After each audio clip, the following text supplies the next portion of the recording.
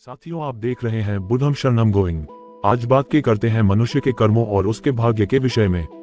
साथियों, मनुष्य को फल की इच्छा किए बगैर कर्म करने चाहिए। प्रत्येक मनुष्य जो भी जीवन जी रहा है, अपने इस जीवन में किए गए कर्मों से अपने पिछले जन्म के निर्धारित भाग्य को कुछ हद तक बदल सकता है। हमारा भाग्य और कुछ नहीं, हमारे कर्मों का ही प्रतिफल है। मनुष्य जिस कालखंड में जन्म लेता है, वही काल उसके भाग्य का मार्ग प्रशस्त करता है। पिछले जन्म जन्मांतर में किए गए हमारे सभी कर्म हमारे प्रारब्ध के रूप में हमें प्रतिफल प्रदान करते हैं। हमारी स्वतंत्रता कहाँ तक है? एक गाय खूंटे से बंधी है एक घास के मैदान में। आपके कर्म आपको फल प्रदान करते हैं, अर्थात कर्म का फल तो अवश्य ही मिलेगा। यानी कि यदि आप जो भी कर्म करते हैं तो उनसे अपने भाग्य को बदल सकते हैं। लेकिन ये हर एक के साथ होता नहीं है। कारण को ऐसे समझिए, जो फल इस जन्म में हमें मिलने वाले हैं, कर्म भी हमारा उसी के अनुसार ही तय होगा। मान लीजिए कोई मनुष्य डॉक्टर बनना चाहता है, उसमें प्रतिभा भी बहुत है, वह कठिन परिश्रम भी करता है और वह आश्वस्त है अपनी तैयारी के अनुसार। वह अपनी सभी लिखित परीक्षा बहुत अच्छी तरह से दे रहा है। लेकिन साक्षात्कार के दिन अचानक उसका एक्सीडेंट या तबीयत खराब हो जाए तो वह जा न सकेगा, क्योंकि यह उसके पिछले कर्म फल से हो सकता है। याद रखें, कर्म किए बगैर भाग्य नहीं फलता और भाग्य के बगैर कर्म की कोई गति ही नहीं है। यदि मनुष्य के कर्म अच्छे हैं तो उसका भाग्य उससे कभी विमुख नहीं हो सकता। मनुष्य को फल की इच्छा किए बगैर सदैव कर्म करते रहना चाहिए। किसी भी इंसान की सफलता भाग्य के बिना हो ही नहीं सकती। लेकिन साथियों, भाग्य ही सब कुछ नहीं होता, क्योंकि मनुष्य अपने कर्मों से ही भाग्य की रचना करता है। इसलिए हमेशा अच्छे कर्म करने चाहिए, तभी मनुष्य को भाग्य का साथ मिलता है। कर्म और भाग्य दोनों ही एक दूसरे के पूरक माने जाते हैं। कर्म किए बगैर भाग्य नहीं फलता और भाग्य के बगैर कर्म की कोई गति नहीं है। यदि मनुष्य के कर्म अच्छे हैं तो भाग्य उससे कभी मुंह मोड़ नहीं सकता। इसके विपरीत भाग्य बलवान है और कर्म अनुकूल नहीं है तो भाग्य भी मनुष्य का अधिक साथ नहीं देता। लेकिन साथियों, सिर्फ भाग्य के भरोसे बैठे रहने से कुछ नहीं मिलता, बल्कि जो मनुष्य कर्म करते हैं भाग्य भी उन्हीं का साथ देता है। साथ ही वे अपने पुरुषार्थ की वजह से कई गुना लाभ प्राप्त करते हैं।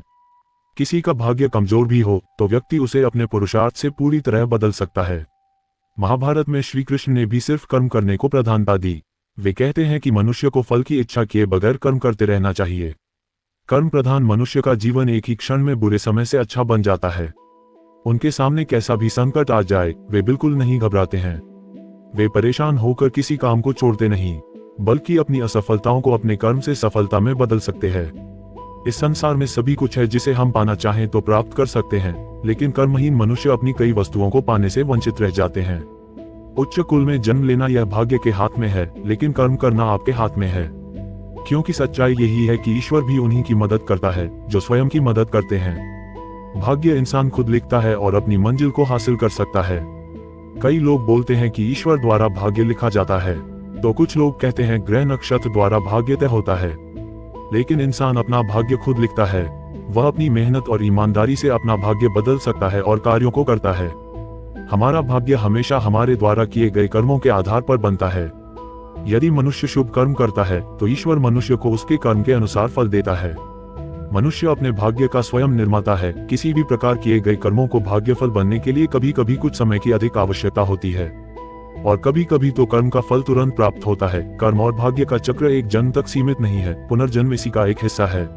प्रत्येक मनुष्य अपनी किस्मत के हाथों मजबूर है और किस्मत को भगवान अपनी कलम से लिखते हैं, यह उन्हीं के हाथों में है। भगवान मनुष्य के कर्मों के आधार पर आगे की राह निर्धारित करता है।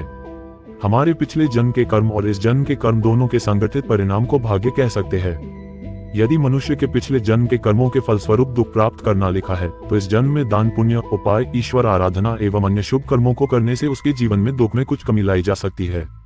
लेकिन अशुभ फल को पुनर्तः खत्म नहीं किया जा सकता। सही दिशा में सही कर्म करने से भाग्य बदल सकता है।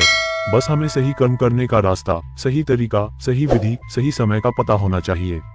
इच्छा शक्ति और दृढ़ संकल्प इंसान को रंग से राजा भी बना सकता है और एक अज्ञानी को महाज्ञानी। इसलिए अगर भाग्य बदलना हो तो सबसे पहले अपनी इच्छा शक्ति और संकल्प को मजबूत करें और सही दिशा में किसी योग्य गुरु के मार्गदर्शन में कर्म करें। निश्चित ही सफलता आपको प्राप्त होगी। मजबूत इच्छा शक्ति एवं दृढ़ संकल्प के द्वारा जीवन को निश्चित रूप से बदला जा सकता है।